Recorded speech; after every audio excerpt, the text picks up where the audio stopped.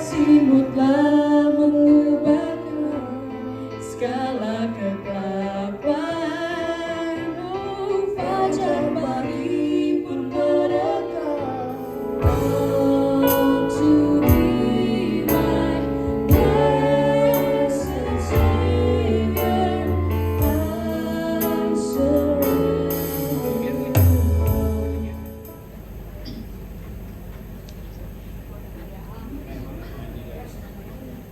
Haleluya. Shalom semuanya.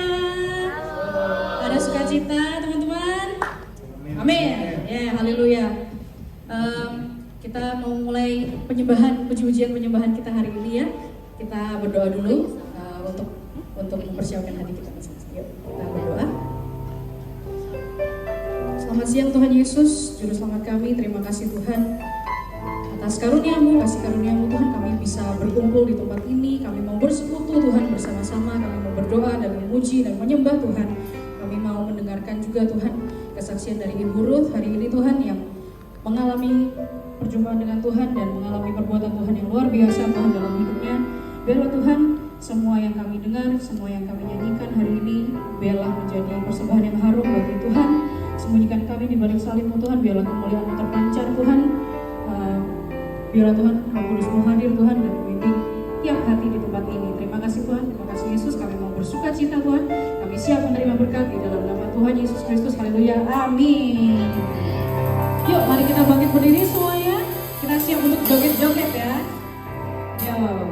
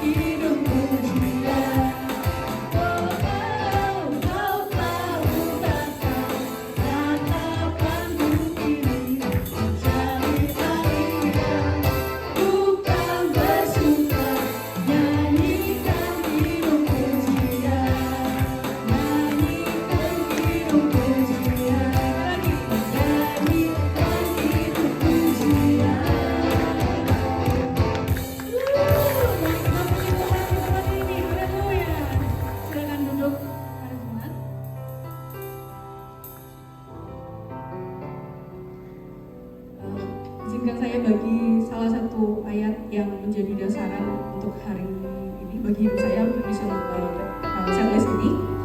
Itu di Mazmur 30 ayat 12 sampai 13. Itu lagu ini. Aku yang meratap telah kau ubah menjadi orang yang menari-nari. Kain kabungku telah kau buka, pinggangku kau ikat dengan sukacita, supaya jiwaku menyanyikan mazmur bagimu dan jangan berdiam diri. Tuhan Allahku, untuk selama-lamanya aku mau menyanyikan syukur bagimu. Yuk kita mau bawa hati kita lebih dalam lagi, kita mau menyerahkan segala beban, segala permasalahan, segala ketakutan, segala kesesakan yang menghimpit kita mungkin saat ini di tengah situasi yang serba tidak pasti. Kita mau serahkan semuanya sama Tuhan, kita mau serahkan beban kita sama Tuhan. Yuk kita mari nyanyikan lagu ini bersama-sama.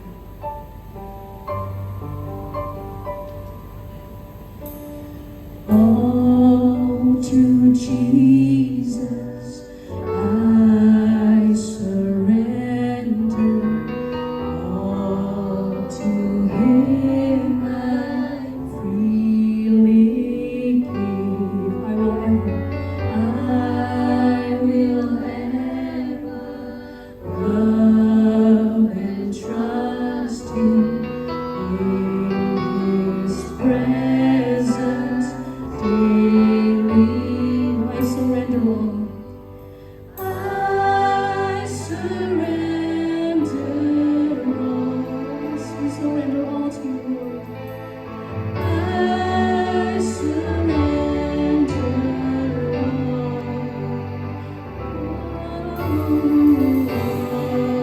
to Thee, my blessed Savior. I surrender.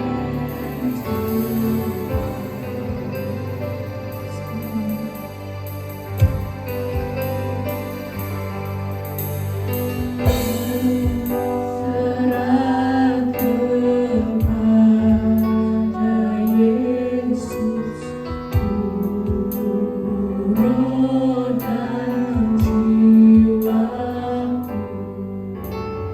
Aku kasihimu, percaya ikuti Dia. Sekali lagi, berserah kepada Yesus. Berserah kepada Yesus, roh dan jiwa. Ku kasihimu, percaya ikuti.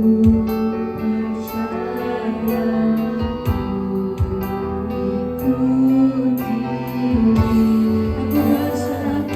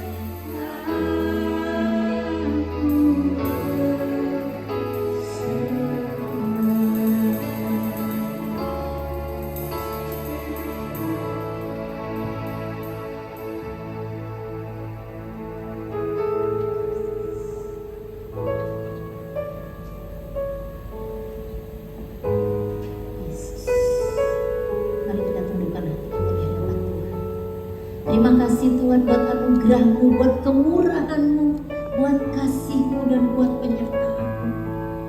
Kami tahu Tuhan hidup kami hanya berserah kepada Tuhan. Hari lepas hari Tuhan, kami sadar tanpa Tuhan kami bukan apa-apa. Kami ada sebagaimana kami ada pun hari ini, kami tahu bukan karena kekuatan kami, tapi karena tuntunan-Mu, penyertaan-Mu, anugerah-Mu yang melengkapi kehidupan kami. Siang ini Tuhan kami rindu mendengarkan apa yang menjadi isi hati-Mu, kehendak-Mu bagi kami Tuhan. Sehingga setiap pribadi-pribadi pulang dari tempat ini mereka membawa sukacita-Mu, membawa berkat firman-Mu yang tertanam dalam hati mereka, untuk mereka berbuah banyak di dalam Engkau ya Pak. Terima kasih Tuhan, berfirman-Lah bagi kami. Tutup bungkus hamba-Mu ini dengan kuasa darah-Mu, biar hanya Engkau ditinggikan di tempat ini. Engkau yang menjadi terutama dalam setiap kehidupan kami. Di dalam nama Yesus kami mengucap doa dan syukur. Sama-sama kita ini berkati, katakan amin. Shalom Bapak Ibu yang dikasih Tuhan. Ini kali kedua ya saya kesini, tapi sudah lama sekali. Mungkin karena juga terpotong dengan pandemi ya, jadi kita banyak tidak beribadah. Nah hari ini juga saya akan menyampaikan firman tentang hidup yang mengandalkan Tuhan. Itu terambil di dalam Yeremia 17 ayat 5 sampai 7. Beginilah firman Tuhan. Terkutuklah orang yang mengandalkan manusia, yang mengandalkan kekuatannya sendiri, dan yang hatinya menjauh daripada Tuhan. Ia akan seperti semak bulus di padang belantara.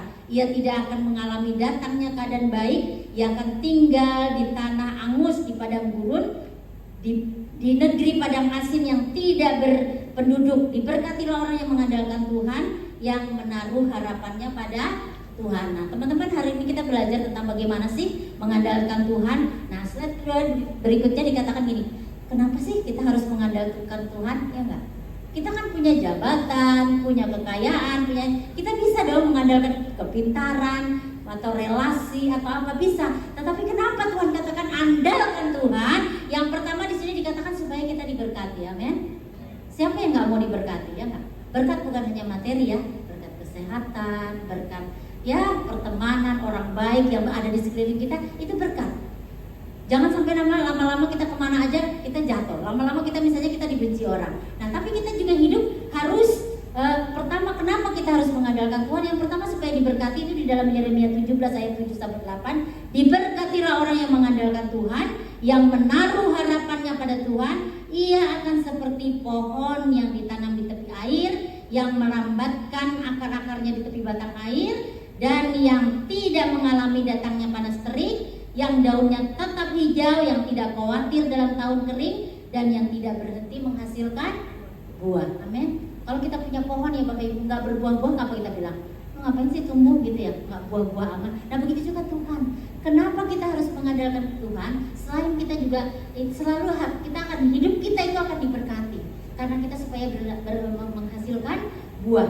Nah di slide selanjutnya dikatakan Raja Salomo itu juga menuliskan di dalam Amsal. Di sini dikatakan, percayalah kepada Tuhan dengan segenap hatimu dan janganlah bersandar kepada pengertianmu sendiri. Akuilah Dia dalam segala lakumu, maka Ia akan meluruskan jalanmu. Janganlah engkau menganggap dirimu sendiri bijak. Takutlah akan Tuhan dan jauhilah kejahatan. Itulah yang akan menyembuhkan tubuhmu dan menyegarkan tulang rahang. Jadi yang kedua, kenapa kita harus mengandalkan Tuhan? Itu supaya kita disembuhkan. Ada di sini yang mau didoain supaya sakit? Enggak dong ya. Kita pasti kalau berdoa, bahkan orang bilang gini, ngapain sih itu teori kemakmuran? Misalnya bilang, kenapa sih harus diberkati? Kalau sakit memang harus sembuh. Walaupun saya tidak juga bilang bahwa kalau memang Tuhan sembuh itu berbagai macam cara ya Bapak. Mungkin kita sembuh dari sakit penyakit, bisa juga sembuh dari ekonomi, sembuh dari dosa, ya enggak? Nggak selalu sembuh itu hanya berupa sesuatu yang jasmani. Kalau kita orang-orang yang sangat dikasihi Tuhan, mungkin hidup kita adalah orang-orang yang pengen sembuh, kita hidup kita sembuh dari iri hati, sembuh dari segala macam. Jadi itu kenapa kita harus mengandalkan Tuhan supaya disembuhkan. Nah, berikutnya slide berikutnya di sini dikatakan kalau gitu kenapa kita harus mengandalkan Tuhan? Yang berikutnya adalah bagaimana caranya supaya kita mengandalkan Tuhan. Kan kita udah tahu nih, ngapain sih gue mengandalkan Tuhan? Pertama supaya kita diberkati. Kemanapun kita bekerja, kemanapun kita berjalan, kemanapun kita melangkah, Tuhan buat berhasil ya. Itu kan kemauan manusia, manusiawi, dan semua orang, mulai dari dia yang anak kecil, anak besar, tua, muda, pengusaha, orang miskin, semuanya pengen diberkati. Gak ada orang yang gak mau diberkati. Dan yang kemudian orang pengen disembuhkan. Itu kenapa kita harus mengandalkan Tuhan. Dan kemudian kita bagaimana caranya supaya kita mengandalkan Tuhan. Nah, di dalam Lukas 18 slide berikutnya, di situ dikatakan Yesus mengatakan suatu perumpamaan kepada mereka untuk menegaskan bahwa mereka harus selalu berdoa dengan tidak jemu-jemu. Caranya mengandalkan Tuhan adalah tekun, teman-teman. Di sini dikatakan, dan lawan semua keinginan untuk mengandalkan kekuatan sendiri dan kesombongan itu dengan doa. Berceritalah pada Tuhan. Dia tidak memeluk ragamu, artinya tipu kita, tapi dia menenangkan jiwamu. Tidak ada yang lebih mengerti perasaanmu selain Tuhan. Maka berdoa setiap saat dan percaya, karena tidak ada doa yang sia-sia. Kenapa kita harus tekan, teman-teman? Kalau berdoa tuh nggak bisa yang doa tutup mata 5 menit kemudian langsung dijawab. Tapi kita harus tekun. Kalau kita mengetuk pintu, coba contohnya. Kalau orang mengetok itu 1 kali apa 2 kali apa 3 kali? Berkali-kali. Ada orang mengetok pintu 1 kali doang. Ya mungkin kalau orangnya sudah kita WA udah di depan pintu, nggak mungkin lagi ngetok. Tapi kan kenapa harus tekun? Bukankah atau berkali-kali dikatakan suatu perumpamaan untuk menegaskan bahwa kita tuh harus selalu berdoa dengan tidak jemu-jemu. Contohnya begini, Bapak. Ada nggak Bapak Ibu kita pernah beli buah ya? Kita tahu kan buah ada yang mangga atau kira-kira enakan matang di pohon atau matang karbitan? Masih muda, agak besar sedikit kita ambil, kemudian kita dimasak, dimatengin secara karbit. Tahu kan ya Bapak Ibu? Enak mana kira-kira kalau dengan yang pohon? Semua kita tahu, kita pintar sekali untuk itu. Tapi seringkali kita tidak pintar untuk menunggu waktunya Tuhan. Kita bilang ini, Tuhan kenapa nggak cepat? Kan ini udah zaman instan, ya nggak? Maunya serba cepat, semua makanan cepat saji. Nggak bisa ya Bapak Ibu. Semua itu harus, Tuhan segala sesuatu itu indah pada waktunya. Misalnya nih Bapak Ibu, kita mau Natal, misalnya sebentar lagi Pasca ya, Natal karena udah lewat. Kemudian kita mau hias ruangan ini dengan bunga. Kita beli yang kuncup supaya nanti misalnya seminggu lagi ibadah, seminggu lagi Pasca itu mekar. Tapi kalau kita lihat, kok nggak mekar ya? Kemudian kita bilang gini, oh bunga mawar cepatlah mengembang, ku ingin memetik di kau. Berapa lama ku harus menunggu? Apa kita bilang? Tak sabar rasa hatiku. Maaf lah, ini tahun 70-an lagunya ya. Jadi yang muda-muda, apa lagu apa itu? Tapi itu tanda. Seringkali bunga ini kita paksa untuk mekar, kita paksa untuk mekar sebelum waktunya karena kita bukain. Kira-kira menjadi bunga yang apa? Rontok dan hancur berkeping-keping. Segala sesuatu kalau belum waktunya, bukan Tuhan jahat, bukan juga Tuhan kok lama sih, emang Tuhan tidak bisa cepat. Katanya Allah itu maha besar, Tuhan itu hebat, dahsyat. Kenapa lambat? Tidak. Tuhan mau segala sesuatu itu indah. Coba kalau anak kecil baru lahir dari rahim ibunya langsung kuliah, kira-kira apa kita bilang? Ajaib, gitu kan? Ajaib sih ajaib, tapi nggak mungkin, karena dia akan menjadi orang yang nggak bagus juga. Tapi semua berjalan. Atau kita punya anak kecil misalnya baru TK gitu, baru umur 5 tahun, dia begini, beliin dong aku mobil, pengen langsung dapat SIM. Kira-kira boleh nggak sama Pak Pul? SIM aja ada waktunya, umur 17, ya nggak? Segala sesuatu harus berjalan. Makanya kalau kita ingin mengandalkan Tuhan itu memang harus tekun, harus berkali-kali teman-teman. Nah, berikutnya, slide berikutnya, itu yang kenapa kita tetap rendah hati. Aku berkata kepada orang ini, pulang ke rumahnya sebagai orang yang dibenarkan Allah, dan orang lain itu tidak, sebab barang siapa meninggikan diri akan direndahkan, dan barang siapa merendahkan diri akan ditinggikan. Dan yang terakhir itu selalu mengampuni. Lukas 18 sampai tetap ayat 17. Aku berkata kepadamu, sesungguhnya barang siapa tidak menyambut kerajaan Allah seperti seorang anak kecil, ia tidak akan masuk ke dalamnya.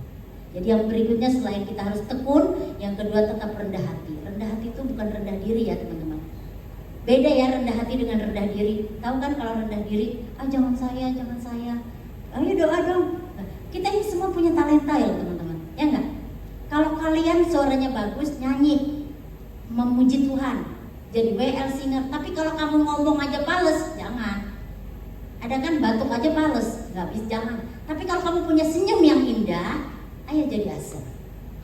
Jadi orang kalau melihat kamu lagi hatinya hancur, lihat senyummu terobati. Atau kalau kamu mukanya galak, kolekte. Jadi orang tanya, mukanya sangar gitu kan, kasih nggak gitu kan, itu bagus, itu juga talenta.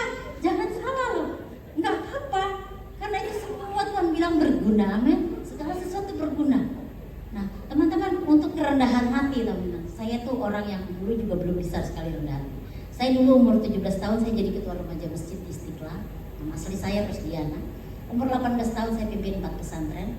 Darul Maghrib yang di Cipete, itu salah satunya, Darussalam, kemudian Al Zaitun. Nah, umur 20 tahun saya menikah dengan seorang orang Malaysia. Jadi lengkap lah semua sudah ya, pakai kerudung, nggak pakai cadar saya waktu itu. Kalau teman-teman punya uang 5.000, nggak buat kolektor, bukan, terlalu kecil ya. Nggak saya minta kok, 5.000, lihat aja uang 5.000. Nah itu kakek saya, papanya mama saya, Kiai Haji Ida Khalid. Tapi ketika saya menikah 1 tahun, suami saya bilang pengen jadi Kristen. Nah saya tuh nggak tahu Kristen itu apa. Saya tahu 5 agama di Indonesia ini, tetapi saya nggak pernah kenal Bapak Ibu dengan orang Kristen. Saya penganut yang salamannya haram. Itu nanti saya jelasin kalau di Islam. Kenapa kita haram? Karena kalau kita mau sholat, kita harus cari tanah liat di dalam. Kita cuci tangan kita sebanyak 7 kali kalau kita udah tersentuh sama orang Kristen. Saya misalnya salaman sama Bu Indri. Jadi saya akan cari tanah liat di bawah. Saya akan cuci tangan saya 7 kali. Nah kalau dua orang, berapa? 14, 3 orang, 21 nama saya jadi lama-lama jadi tukang gali kan? Makanya udah keluar fatwa ulama dilarang salaman. Makanya apalagi sekarang ditambah jangan mengucapkan selamat Natal. Itu semua ada dalilnya, tapi itu cuma hadis. Nah akhirnya teman-teman, saya nggak pernah kenal sama orang Kristen. Ketika suami saya itu pengen jadi Kristen, dia dulu diusir dari pesantren. Saya juga berpikir gini, ya udahlah cerai, karena kan tahu saya juga dijodohkan. Tapi Bapak Ibu, di dalam hati saya gini, kalau orang Kristen maksudnya pernah saya bimbing untuk masuk ke Islam, kenapa orang yang dekat saya pindah? Saya harus berusaha untuk kembalikan dia, karena saya pimpin 12.000 santri loh. Ketika saya ngajar gini, hati saya malu. Saya berpikir gini, saya gagal. Akhirnya Bapak Ibu, saya merasa saya harus ketemu dia untuk tanda tangan perceraian. Tapi yang lebih saya sedih adalah saya harus kembalikan dia. Paling tidak saya harus terakhir berjuang. Ketika ketemu dia, betapa terkejutnya teman-teman saya dulu kan zamannya cuma telepon ya. Saya dikasih alamat dan saya dibawa supir saya sampai di satu rumah. Ternyata rumahnya orang Kristen. Teman-teman tahu nggak kenapa saya tahu itu rumahnya orang Kristen? Semua orang kan selalu bilang salib. Saya jujur ya teman-teman, orang Muslim itu jarang tahu atributnya Kristen. Salib kayak atau pohon Natal itu kayak kami tuh anti banget kalau lihat itu. Kayaknya ya segala sesuatu haram. Jadi kami tahu nggak teman-teman yang bikin saya tahu itu rumahnya orang Kristen? Maaf ya, maaf bang, anjing. Jadi saya tadi sudah kasih clue-nya. Salaman haram. Nah kami kalau tersentuh anjing itu, tersentuh kalian itu sama dengan tersentuh anjing. Jadi kami harus cuci haramnya itulah teman-teman, najisnya. Dan akhirnya ketika saya tahu itu rumah orang Kristen, saya nggak mau masuk dong. Saya cuma ada di luar. Orangnya mau pingin yang ngasih suruh saya masuk, saya bilang nggak mau. Saya duduk aja di teras itu karena suami saya katanya lagi pergi. Saya kan mau minta tanda tangan. Keluar dari pesantren itu sulit loh Bapak Ibu buat saya. Kalau bukan untuk urusan agama. Kalau saya sholat atau saya ceramah, saya itu boleh. Tapi untuk urusan yang begini mereka bilang udah pakai pengacara aja. Ngapain nanti kamu ternoda nanti kamu. Tapi saya bersikeras saya bisa kembalikan suami saya. Nah ketika udah itu sholat, saya nggak bisa sholat dong. Saya pikir saya koda aja, saya nanti asar. Pas maghrib suami saya belum juga kembali. Saya bilang, saya iseng tanya, ini iseng ya tanya sama pembantu yang lagi kasih saya air. Saya nggak mau minum. Karena zaman sekarang kan belum ada aqua gini, maksudnya dulu jarang banget itu dikasih air gitu, saya nggak mau. Walaupun pakai aqua saya nggak merasa itu sudah di dalam rumahnya orang Kristen, buat saya najis. Akhirnya saya cuma bilang gini, Mbak, ada nggak Mbak ruangan yang belum pernah diinjak sama orang Kristen? Teman-teman punya nggak rumah orang Kristen? Ada nggak tempat yang belum pernah diinjak? Sesuatu yang mustahil ya. Tapi itulah kami. Mulai sekarang harus disediain supaya orang tuh kalau menjaring ya kasih dulu yang dia mau, nanti baru ditangkap ya enggak. Ini penginjilan, ini ilmu penginjilan. Kadang-kadang kita jadi orang Kristen itu juga eksklusif loh teman-teman. Udah tahu mereka nggak mau sama kita, udah tahu mereka nggak boleh pegang Alkitab, udah tahu nggak boleh pakai atribut Kristen, kita juga menjauh ya nggak. Jujur kita kan juga, saya nggak mau apa, mereka kan udah nolak, padahal ketika kita cari apa yang, makanya Paulus bilang kalau engkau di daerah Yunani, bersikaplah seperti orang Yunani. Ketika engkau di tengah orang Ibrani, bersih. Karena itu menjangkau jiwa mereka. Mereka itu sebenarnya orang-orang yang terhilang yang. Nah akhirnya saya mau dibawa tuh sama pembantu. Ada Pak katanya. Umur saya waktu itu masih 25 tahun. Jadi 22 kan saya menikah 23. Jadi saya sholat di ruangan yang di tempat yang disediakan oleh pembantunya ini, karena katanya itu rumah baru jadi, artinya di luar rumahnya orang Kristen. Saya dibawa ke belakang, jadi ada satu gudang kecil yang baru dibikin, itu kardus semua, memang kardus. Ini juga saya sholatnya di sini, saking ya kita tidak mau terkontaminasi. Saya sholat maghrib. Nah ketika saya sholat menghadap zuhur, asar, maghrib, tiba-tiba di musola terdengar Allahu Akbar, Allahu Akbar, Allahu Akbar, La ilaha illallah, Allahu Akbar. Kita berlebaran dulu ya. Nah akhirnya saya kaget ya, saya tutup Al-Quran kecil saya, tasbih saya lagi berzikir, saya tutup, saya buka mukena saya nggak bisa lagi. Sudahlah keinginan saya untuk menyelamatkan suami saya atau membawa suami saya masuk Islam lagi udah pupus. Sudah nanti biar urusan pengajaran. Nanti saya waktu itu hamil teman-teman 3 bulan.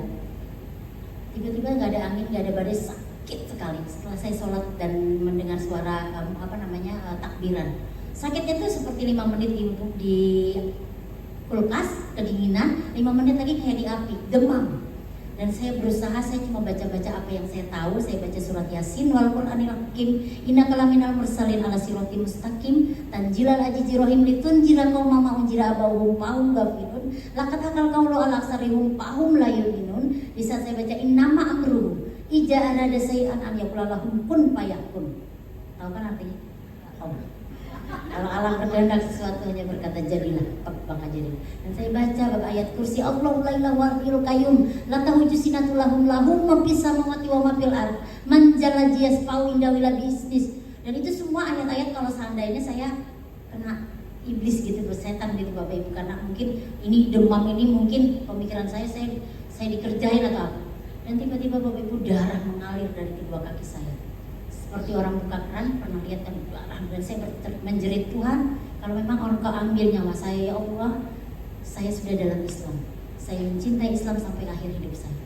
Tiba-tiba dari sudut, dan saya tiba-tiba melihat sinar, saya pikir wah saya sudah di surga. Tapi saya lihat jam 2 malam, jadi dari maghrib sampai jam 2 saya merasakan sakit dengan darah yang mengalir. Dan saya berkata gini, ya Allah, ambillah nyawa saya. Tiba-tiba dari ruangan yang menggelap itu menjadi terang benderang dan bersinar, dan ada suara berkata, anakku berdoa. Anakku berdoa. Saya takut dong, ini jam 2 malam, tapi ada nggak hantu suruh kita berdoa? Enggak ya. Dan saya berkata dengan kekuatan yang ada, karena saya kok masih di dunia, sakit masih ada, darah masih mengalir. Dan dia berkata, akulah Yesus Kristus, akulah Isa Al-Masih. Dia berdiri di tikar sembahyang saya, dia memperlihatkan lubang paku, dan dia berkata, anakku ikuti aku, Bapa kami yang di surga, dikuduskanlah namamu, datanglah kerajaanmu, jadilah kehendakmu di bumi seperti. Saya belum pernah dengar doa seperti itu, dan saya tidak bisa mengikuti. Saya cuma bilang gini, kalau memang engkau benar, tolong saya di dalam nama Isa, maaf, karena dia bilang di dalam namaku ada kuasa, ikuti aku. Saya nggak mau, tapi roh saya tiba-tiba berkata, kalau memang kau benar, kan yang saya butuhkan adalah kesembuhan dari rasa sakit ini. Dan dia bilang, anakku ikuti aku. Dan saya cuma bilang, kalau memang kau benar, tolong saya di dalam nama Isa. Dan pendarahan saya berhenti total, anak saya lahir, tapi 3 bulan, maaf ya, pasti cuma tinggal ari-ari dan janin yang meninggal. Saya sedih, bingung, tetapi saya nggak tahu. Yang saya pikiran saya, siapa ya dia? Kok bukan nabi saya? Bukan orang yang saya puja-puja di agama saya. Tapi semua itu terhilangkan ketika dia berkata gini, anakku jangan keraskan hatimu, aku adalah Allah yang hidup, dan Alkitab adalah firman yang hidup. Disitulah saya membuka jilbab saya dan saya katakan, Tuhan, ini saya dengan segala kekurangan saya. Kemudian besok pagi terdengar azan, dan pembantu ada, saya bilang, Mbak tolongin, bawa mereka panik dengan darah itu kan. Saya bilang, saya takut, saya tolong dikuburkan anak saya. Walaupun saya waktu itu kuat seperti itu, nangis juga, tapi hati saya seperti damai. Dan akhirnya saya minta tolong sama yang punya rumah untuk minta teh panas. Yang punya rumah bilang bingung, dia pegang kening saya. Lalu dia bilang, waktu ditinggal sembahyang saya itu Yesus berkata gini, cari Alkitab. Aku adalah Allah yang hidup dan Alkitab adalah firman yang hidup. Masalahnya saya nggak tahu Alkitab. Tapi ketika saya tanya sama ibu yang punya rumah, saya sudah mau masuk, minta teh lagi. Udah nggak haram ya, udah mau minta milah makan, minta teh lagi. Dia bilang gini, ibu, boleh saya tahu apa itu Alkitab? Kira dia pegang kening saya, masih pakai jilbab. Kamu nggak gila kan katanya? Pikir saya iya kayak orang gila ya saya. Dia bilang kamu sakit kali karena pendarahan, jadi kamu nggak waras. Orang Kristen bilang saya nggak waras, tapi saya pikir ya udahlah, memang keadaannya saya nggak bisa cerita. Akhirnya saya minta di kamar istirahat, saya minum. Dia bilang makan ya, nggak usah, saya nggak bisa. Akhirnya saya minum teh panas. Di situ saya bingung teman-teman, mau baca Alkitab ini dari depan, tengah atau belakang? Karena kami Al-Quran dari belakang. Dan saya kembali menangis, keingat anak, keingat segalanya, ketakutan. Tapi saya berkata, ya Isa anak Maryam tolong saya. Karena saya nggak tahu mesti baca dari mana. Yang saya butuhkan adalah siapa dia. Dan dia kembali berdiri di tikar sembahyang saya. Dia katakan, mari aku bantu. Saya dikasih Yohanes 15 ayatnya yang 16. Bukan kamu yang memilih aku, tapi aku yang memilih engkau. Amin. Kita semua yang ada di sini ini dipilih loh sama Tuhan. Bukan karena kebetulan kalian bapak ibunya Kristen atau keluar dari adat turun, tidak. Tapi kita dipilih. Tapi bapak ibu, saya harus mengalami aniaya, saya dipasung, saya dirantai karena begitu itu kan pengacara supir saya jemput karena itu kami harus berangkat ke Mesir karena Al-Azhar yang di Mesir itu punya om saya. Ini bukan Al-Azhar yang franchise ya, tapi yang asli yang di sana. Biasanya saya ngajar kalau lebaran. Tapi mereka mendengar, mereka telepon, mereka jemput dan saya sudah buka jilbab. Saya bilang gini, enggak, saya nggak mau pulang, saya mau ikut Yesus. Amin. Tapi harga yang harus saya bayar. Saya dipasung, saya dirantai, saya dirajah. Tahu dirajah? Itu ada jarum emas, jarum kasur zaman orang tua dulu. Itu seluruh tubuh saya ditulisi huruf Arab. Ditusuk, ditarik, hancur waktu itu muka saya. Tapi apa yang bisa memisahkan kita dari kasih Kristus? Amin. Amin. Bangga punya Yesus. Dan Bapak Ibu, saya didorong dari lantai 4. Kalau teman-teman nanti punya kesempatan, ini kaki saya nggak sempurna, ini dagingnya habis segini karena didorong dari lantai 4 dan daging saya itu tersangkut di kawat berduri. Saya berjalan keluar karena mereka berjanji, karena mereka sudah tidak bisa lagi menganiaya saya. Mereka bilang kamu harus dibunuh, tapi dibunuhnya tuh dengan cara minum obat tidur supaya saya tidur selama-lamanya. Tapi kakak saya kasihan, dia bilang karena saya bilang tolong lepaskan pasungan saya ingin menyembah Tuhan, angkat tangan. Ketika saya angkat tangan dia bilang mau menyerah? Enggak, saya bilang Yesusku ajaib. Ketika saya bilang Yesus ajaib, mereka marah. Rambut saya kan panjang, karena orang Islam yang taat itu tidak boleh dipotong apalagi direbunin. Itu kami harus alami, ini nanti mempertanggungjawabkan. Jadi Bapak Ibu, ketika diset rambut saya yang panjang itu saya ditarik dari lantai 3 menuju lantai atas yang pagar tangganya cuma tangga besi gitu. Karena itu tengah malam, jam 12 malam saya dibunuh. Ketika mereka tarik tubuh saya sudah membiru, mata saya udah bengkak karena kesangkut-sangkut, udah sering saya dipukul, ditendang. Dan ketika di lantai 4 dia bilang lihat ke bawah, kalau memang Yesus mau ajaib kamu boleh loncat, tapi kalau tidak perlu dibunuh. Dan akhirnya mereka dorong, dan disitulah kaki saya hancur dan rusak. Tapi Tuhan tetap baik saya, amin. Nanti saya lanjutin lagi ya. Nah, kita lihat next berikutnya. Kata-kata bijak ya teman. Belajarlah diam agar suaramu itu lebih terdengar. Belajarlah sabar agar tindakanmu itu lebih benar. Maafkanlah kesalahan orang lain, tutup aibnya, dan lupakan. Tujuan kita hidup itu untuk beribadah teman-teman, dan mengingat Allah, bukan untuk mengingat kesalahan orang lain. Mungkin luka itu masih ada, namun hidupmu akan lebih ringan jika memaafkan. Amin. Coba kita lihat ini teman-teman ya. Nah, teman-teman, ini anak asuh saya. Ini mereka yang saya sekolahin sekolah teologi ya. Dari kamu yang tidak mampu, mungkin orang tuanya meninggal atau mereka dari Muslim ke Kristen. Saya juga di penjara sebenarnya Tuhan 7 tahun, tapi saya jalani cuma 3 menit. Itu nanti banyak lah Bapak Ibu teman-teman kesaksian saya. Nah ini salah satu anak-anak asuh saya juga teman-teman yang dari kecil mereka menerima Yesus sebagai Tuhan dan Juru Selamat. Jadi jangan kalah ya Bapak Ibu. Mereka juga dari keluarga yang tidak pernah mengenal Tuhan. tapi mereka menyerahkan hidupnya buat Tuhan. Ini di daerah, kalau ini di Jakarta, ini yang di Gunung Wilis, teman-teman. Next berikutnya. Nah, ini sebenarnya ada suaranya Bapak Ibu. Ini adalah sekolah minggu di Gunung Wilis. Nah, ini yang memberikan kandang kambingnya buat kami sekolah minggu, karena banyak sekali anak-anak yang menerima Yesus secara selagi dini. Dan berikutnya lewatin aja. Nah, ini orang-orang Muslim yang menerima Yesus di Gunung Wilis. Saya harus menampung mereka karena saya tahu hidup saya dipanggil karena Tuhan. Tuhan memberikan saya cuma-cuma, saya harus juga memberikan cuma-cuma. Nah, ini teman, bayangkan teman, mereka masih pakai jilbab tapi mereka di kandang kambing itu supaya apa? Aman. Amin. Nah, ini maaf agak gelap karena memang tidak ada lampu. Nah, ini Muslim semua teman-teman. Bu Ingrid tahu banget saya harus menghidupi mereka, harus mengayomi mereka. Tapi saya percaya, teman-teman, berikutnya. Nah, ini teman-teman, rumah pendeta yang misalnya yang kami tinggalin. Nah, ini tadinya belum dibangun, tapi ada beberapa dari teman-teman di sini menyumbang dan akhirnya bisa lebih bagus sedikit. Setidaknya tanahnya tidak becek. Nah, itu rumah doa yang kami bangun, walaupun ya sesederhana kami mampu. Tapi banyak sekali jiwa-jiwa yang ditampung di sana. Nah, teman-teman, waktu saya terima Tuhan, saya punya anak yang lahir hampir di penjara ya teman-teman. Saya waktu itu dapat tuntutan 7 tahun penjara karena setelah 1 tahun saya jatuh itu, 1 tahun kemudian saya sekolah teologi. Anak saya bertumbuh besar menjadi umur 2 tahun, saya dijemput pulang sama keluarga. Tapi ketika dijemput pulang, anak-anak saya belum umur mau 1 tahun, 1,5 mau 2 tahun nih. Mereka berubah strategi, jadi mereka pakai mainan. Jadi seluruh mainan dibeliin buat anak saya supaya tidak ada lagu rohani. Boleh ditinggal di rumah mewah tapi tidak ada lagu pujian. Anak saya senang dong, dia bilang ini, iya dong, nama anak saya Michael, dia bilang ini, iya dong mama, nggak apa-apa kita di sini. Tapi Bapak Ibu ketika mau ulang tahun, di ulang tahun ini pengajian, terus juga di ruqyah, tiba-tiba dia berdiri di atas meja, dia bilang ini, mama, Om, katanya, Opa, tidak diberkati kalau nggak dalam nama Yesus.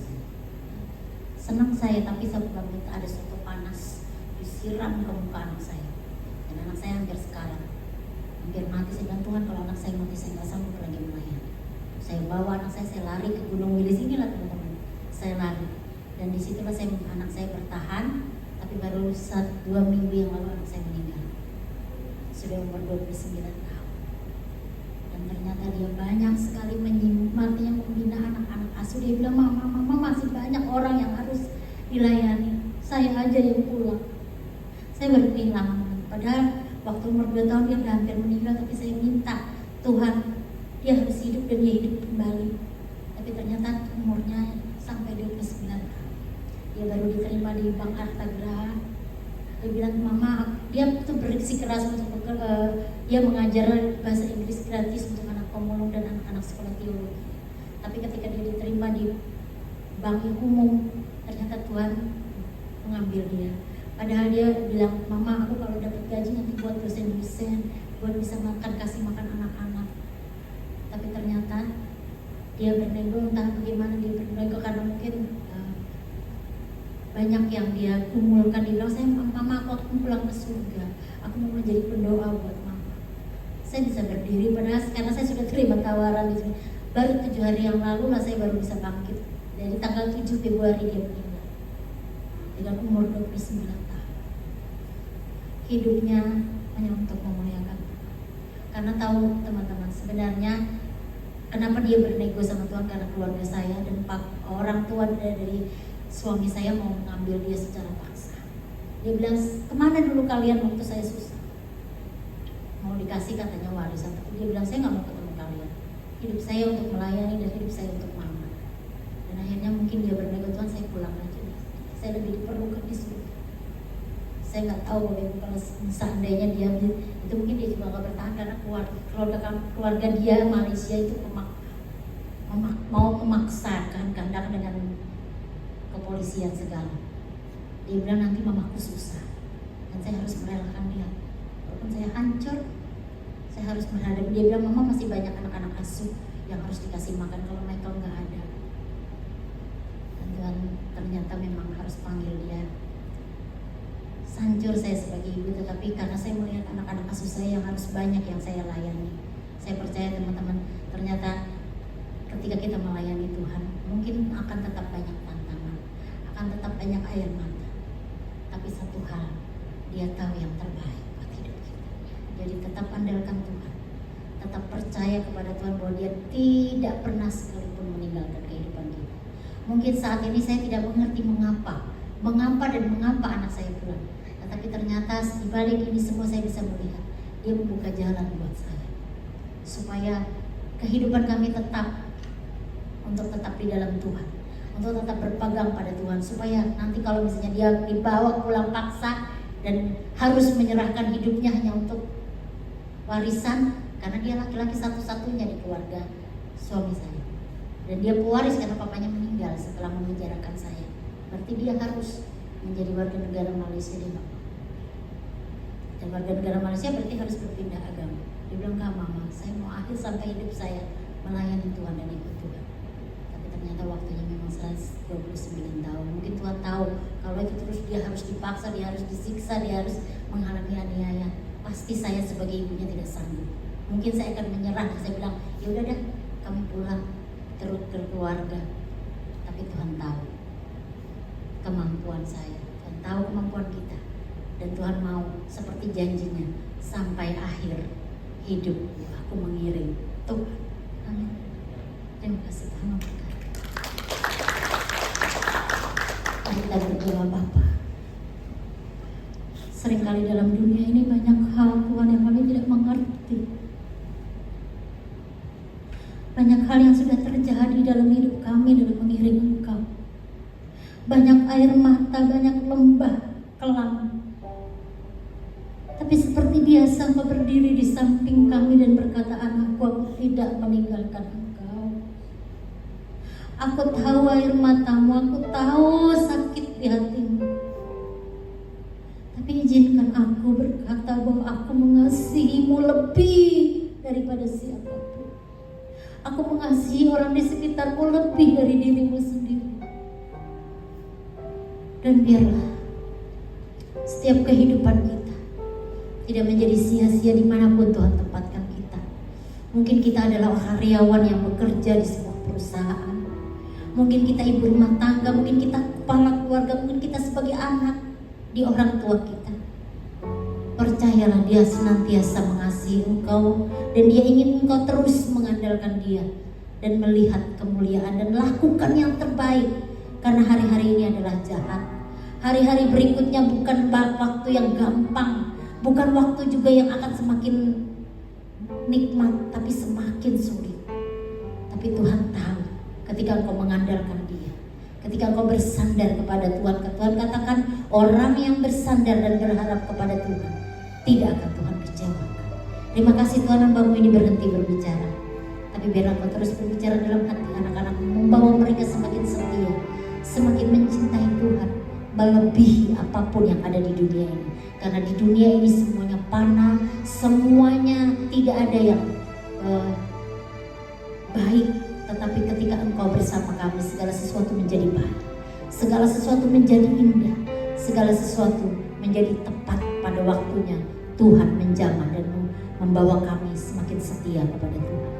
Terima kasih Bapa buat siang hari ini, dan segala pujian hormat hamba kembalikan bagimu. Ya, di dalam nama Yesus kami mengucap doa dan syukur. Sama-sama kita diberkati, katakan amin.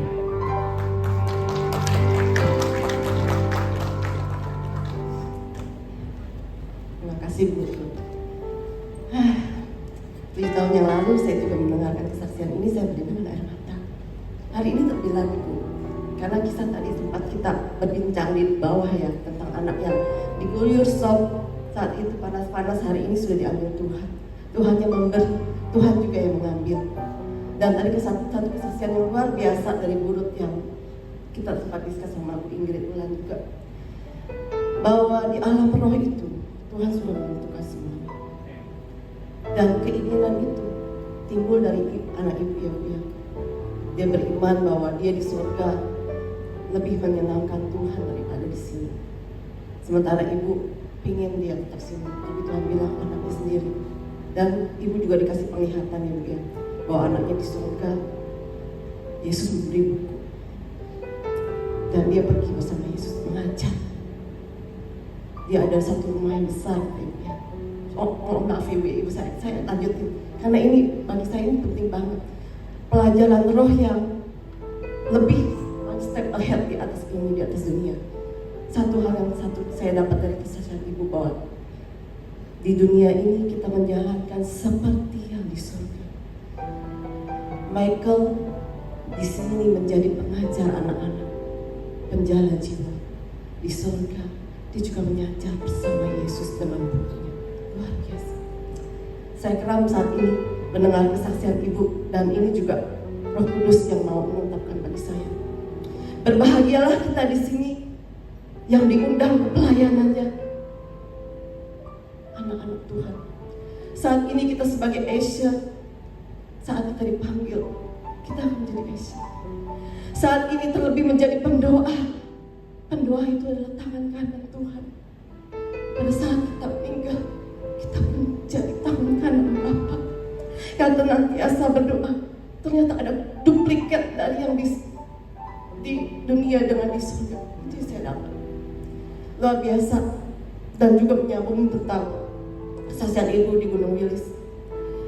Desember tahun lalu saya baru dapat dari Tuhan bahwa saya harus chat ibu. Saya chat ibu. Ibu udah ngapain? Oh, saya lagi pelayanan di Gunung Wilis. Tuhan bilang beri. Saya beri waktu itu sejumlah angka, tapi saya nggak taat. Saya asal memberi. Saya takut itu salah, itu dari saya. Saya beri. Saat itu ibu bilang, saya ada pelayanan puluhan orang, bahkan ratusan. Oh iya Bu, pelayanan apa Bu? Anak-anak di Gunung Wilis yang 4 jam dari kota ke naik ke Gunung Wilis dengan jalan kaki. Hah? Oh iya, pada saat saya disuruh kasih Tuhan duit buat ibu makan. Ibu apa? Oh saya mau perayaan Natal. Tapi itu 4 jam apa Bu? Katanya roti. Saya cuma, ibu hanya satu roti. Saya bilang, Tuhan bilang kasih makan siang. 4 jam dari bawah ke atas itu sudah lapar, goro-goro gitu. Kita di sini aja nggak jalan ke atas. Saya kasih. Terus saya kasih segini Bu ya buat makan siang. Bikin makan siang sama. Oke. Ibu bilang oke. Tahu nggak Bu? Tahu nggak saudara-saudara, yang saya kasih adalah makan sekali makan di SD. Tapi ibu buat 100 jiwa lebih makan siang. Dan itu yang ikut, ternyata Tuhan kasih di hati saya. Kamu tuai jiwa-jiwa loh dari uang itu. Oh iya, saya nggak sempat tuai jiwa-jiwa Tuhan. Saya kan di kantor. Saya mana bisa gitu. Ternyata ibu kasih lagi fotonya Januari sudah itu dia. Ini loh Ibu Ingrid yang ikut orang Islam, bahkan lebih banyak 100 lebih orang Islam. Dan itu dari suku Nepal ya Bu ya. Jadi di Gunung Wilis itu peranakan antara Nepal sama Indonesia. Saya lebih kaget, gila. Terus saya mau kirim uang lagi, Bu. Saya kan, ibu bilang masih ada perayaan lagi. Orang-orang itu nggak mau ibu pulang dari Gunung Wilis karena mereka mau memuji anak-anak segini ya Bu ya, katanya Islam. Saya bilang kasih makan siang lagi, Bu. Makan malam, doa semalam suntuk katanya. Oke, saya kirim lagi. Tahu nggak ibu bilang apa? Nggak perlu ibu bilang. Yang kemarin masih ada. Hah? Masih ada Bu. Itu kan cuma senilai makan siang aja Bu di restoran besar. Enggak, masih ada Bu. Kami bikin nasi goreng, kami bikin lodeh ikan asin, dan itu masih ada berasnya. Saya berkata Tuhan, inilah mukjizat 2 ekor 5 roti dan 2 ekor ikan Tuhan. Ya anakku, itu mukjizat 2 ekor ikan dan 5 roti. Hah, luar biasa. Baru kali ini sepanjang hidup saya menabur, tapi itu Tuhan lipat gandakan gitu loh.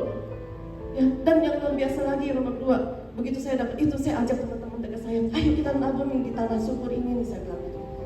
Kebetulan saya ada beberapa teman-teman sini, saya bilang nabur yuk nabur. Saya mau nabur yang jumlahnya juga tidak banyak. Aduh, jauh banget. Tahu nggak dia buat apa? Dia bikin rumah doa. Dan baru kali ini saya tanya, tahu Bu bahwa itu ada kandang kambing. Seperti saya tadi sedih ngangkat. Seperti aku, anakku lain dari kandang domba. Saat ini ada anak-anakku yang lain yang belum mengenal aku. berdoa di kandang kami. Dan puji Tuhan, saya bersyukur saya menjadi bagian untuk membangun umat Tuhan. Baik Allah di sana, terima kasih Tuhan Yesus. Dan dengan uang itu Ibu bangun dalam 3 hari kelak ya Bu ya, atapnya. Saya bilang, Bu kok segitu cukup ya Bu? Ibu bilang semua orang penduduk Gunung Wilis terbangun tanpa upah dalam makan siang dan makan malam. Dan itu bilangannya banyak kan muslim ya. Itu saya nangis lagi.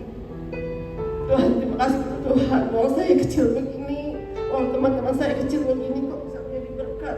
Tuhan bilang, memberi pun kalau nggak dengan seizinku itu akan sia-sia anakku. Tapi kalau dengan seizinku 100.000 pun bisa makan siang 3 kali 4 kali lipat. Itu ratusan orang. 1 juta pun 2 juta pun bisa bangun rumah. Itu Tuhan bilang. Nah disitulah aku terima kasih dengan Ibu Ruth, teman-teman yang sudah menyumbang luar biasa. Terima kasih Tuhan, aku kami dipakai Tuhan Yesus untuk memperlebar kerajaan. Mari kita berdoa bersama. Terima kasih Tuhan untuk kesaksian Ibu Ruth yang luar biasa Tuhan. Saat kami di sini menikmati Tuhan Yesus hadirat-Mu, tapi ada yang orang-orang di luar sana bahkan untuk berdoa dan untuk menikmati hadirat-Mu mereka kesulitan, bahkan nyawa Tuhan taruhannya.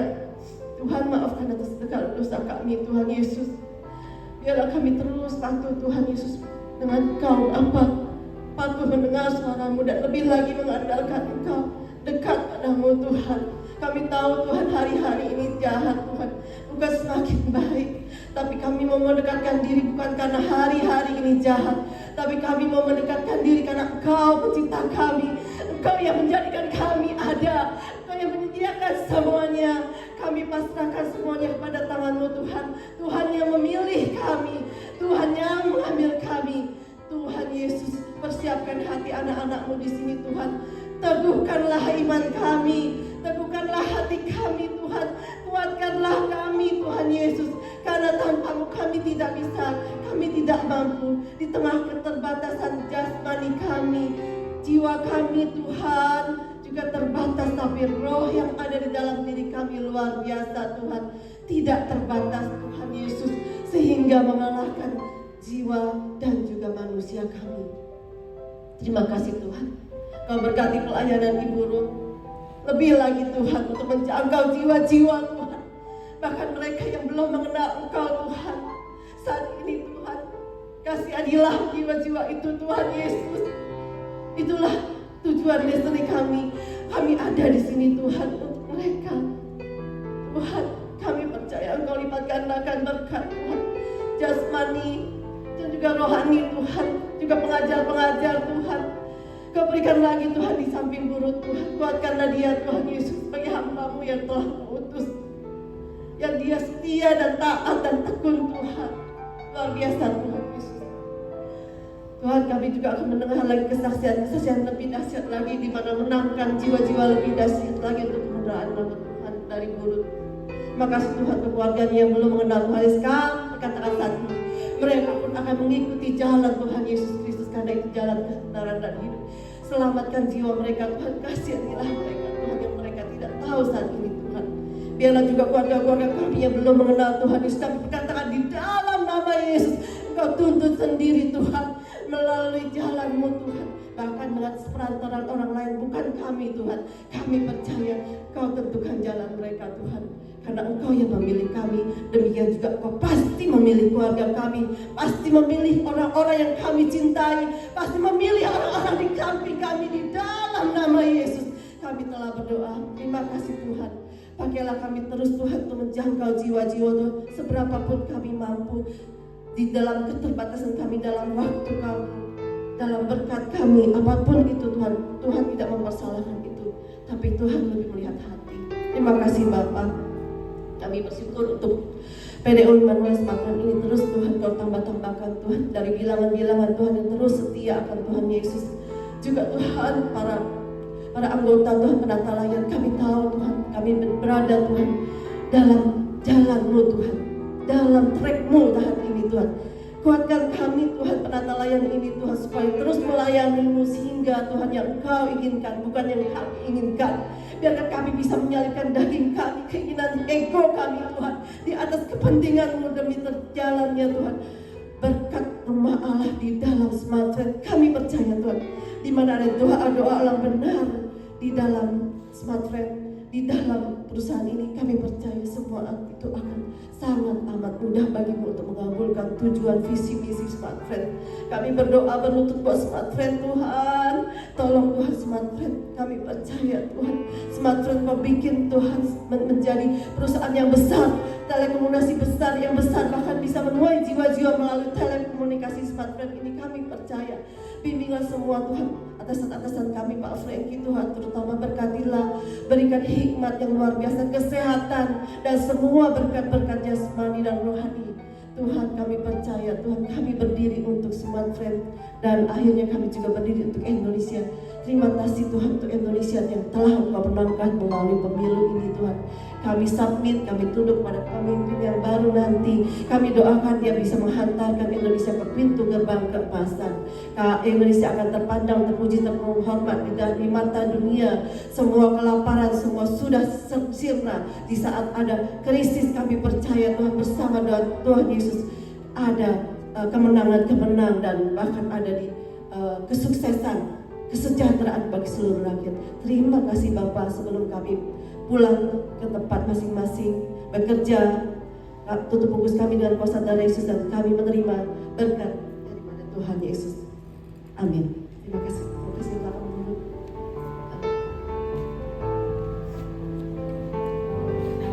Mari kita bangkit berdiri. Kami akan mengakhiri ibadah kami siang ini Tuhan. Kami rindu menerima berkat daripada-Mu. Arahkan hatimu kepada Tuhan. Kiranya Tuhan menjauh engkau pada waktu kesesakan. Kiranya nama layak-Ku membentengi engkau. Kiranya dikirimkannya bantuan kepadamu dari tempat kudus dan disokongnya engkau dari Sion. Kiranya diingatnya segala korban persembahanmu dan disukainya korban bakaranmu. Kiranya diberikannya kepadamu apa yang kau kehendaki dan dijadikannya berhasil apa yang kau rancangkan. Akhirnya terimalah berkat daripada Allah Bapa, kasih di dalam Yesus Kristus, penyertaan Roh Kudus menyertai engkau dari sekarang sampai selama-lamanya. Hanya di dalam nama Yesus sama-sama kita yang diberkati katakan amin. Selamat siang.